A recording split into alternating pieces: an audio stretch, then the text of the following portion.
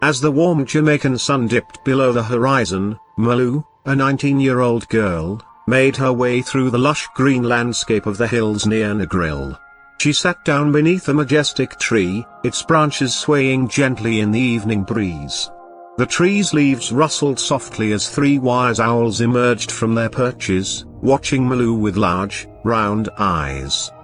"Wagwan, child," said the first owl in a low, soothing voice. Malou smiled at the Jamaican patois, knowing she was being addressed by the wise creatures. "Me all right," Malou replied, "but I'm curious about this tree. What's its story?" "Ah, that's a special tree," said the second owl. "Its name is Sunshine. It's been here for generations, and we'll tell you its secrets." The third owl, who wore a wise look on his face, began to speak. "Sunshine's roots stretch beneath the earth, deeper than the rivers that flow below us.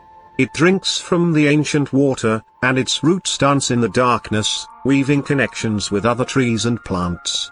As the owl spoke, Malou watched in wonder as the tree's branches seemed to grow, its leaves unfolding like the pages of a book. "And the fruits it produces?"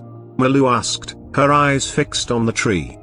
"Ah, that's where the magic happens," said the first owl with a gentle smile.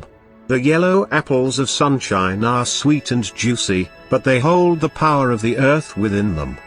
Malou took an apple from the branch above, and as she did, the tree whispered secrets into her ear. "Sunshine's roots remind us of the connections we make, and the fruits we produce are the result of those connections." The three wise owls watched Malou, knowing that the secrets of sunshine would stay with her forever. As the sun disappeared behind the hills, Malou stood up, the yellow apple in her hand, feeling grateful for the wisdom she had gained beneath the majestic tree.